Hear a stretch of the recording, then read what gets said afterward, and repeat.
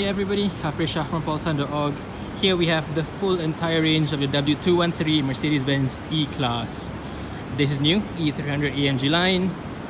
And we'll start at the beginning, of course, the E200. This is the E63 S Matic.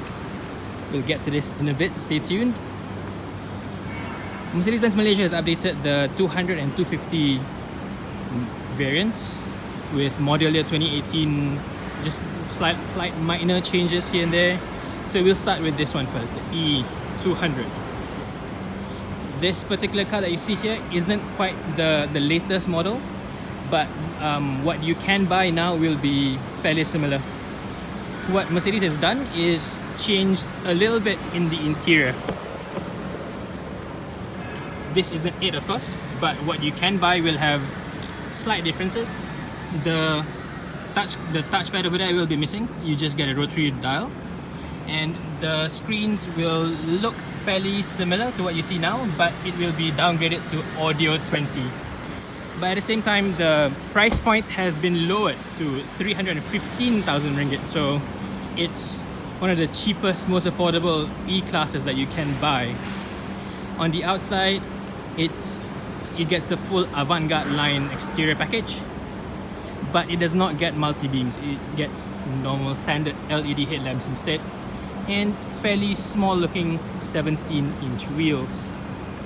If you move up to the E250 Avantgarde, which is the next model up, this goes for 350,000 ringgit, and here the changes are slightly more apparent. It's none on the outside, of course, so you still get the same big dish 18-inch wheels. You do get multi-beam headlamps, however. And starting from middle of 2017 onwards, Mercedes-Benz is using this dark black backed emblems.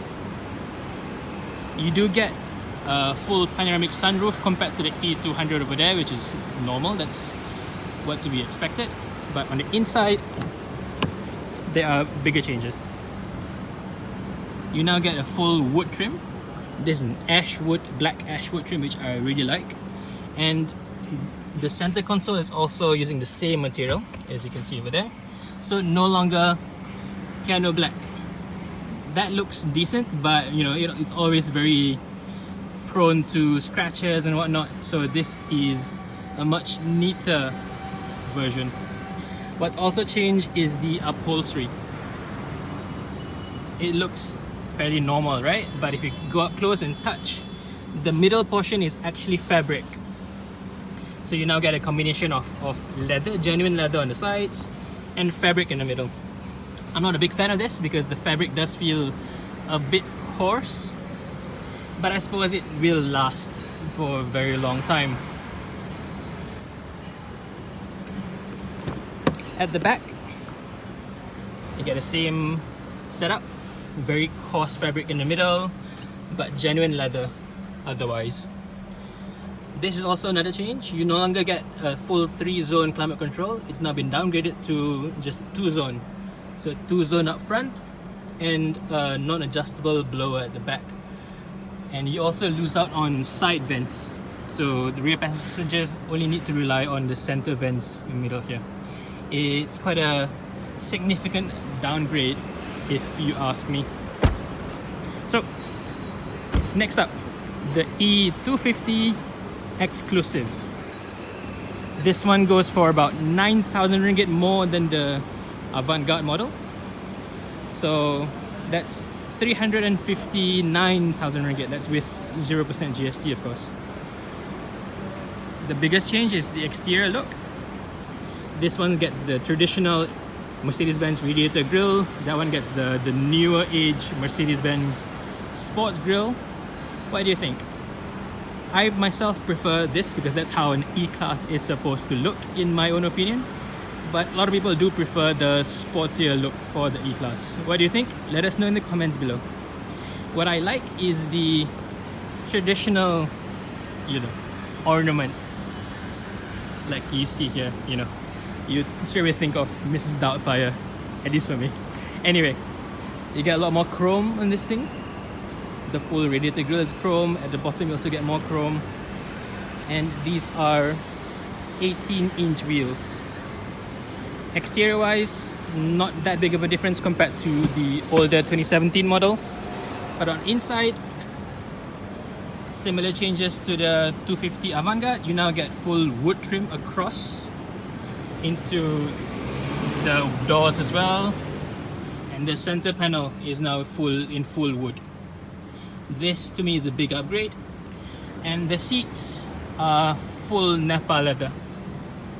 This is really nice, really soft all around. At the back you get the same seats, but again, no tri-zone climate control and no rear aircon vents, which is a shame. Moving on, we'll come back to this later. Let's just go through the correct hierarchy of the models. We'll cover the E300 first. This is now the top of the range E-Class model, replacing the E350E.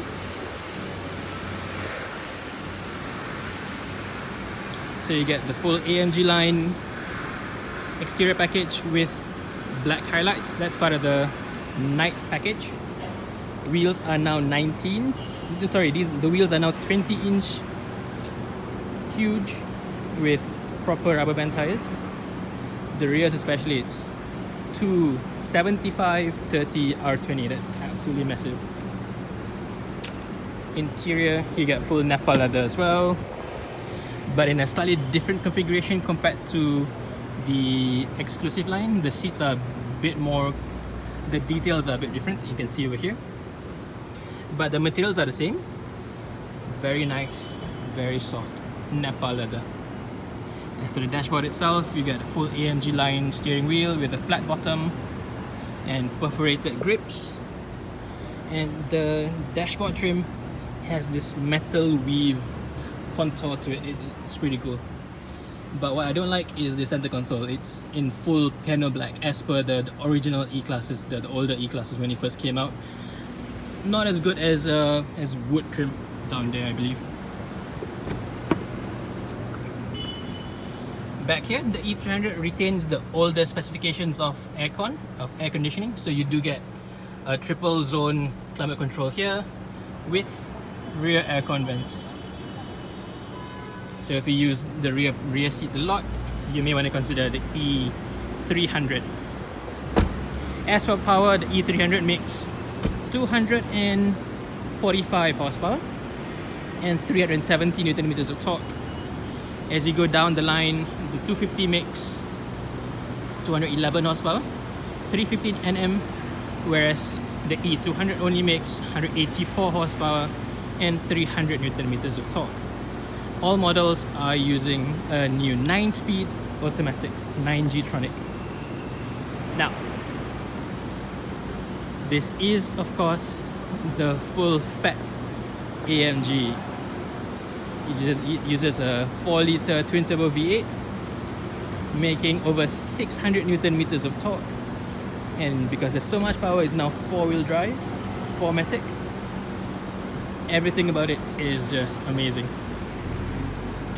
Check out the wheels, 20-inch wheels, full AMG brake package.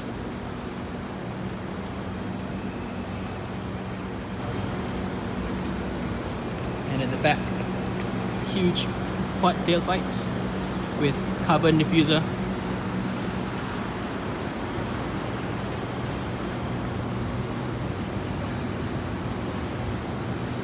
And the interior is pretty hardcore as well.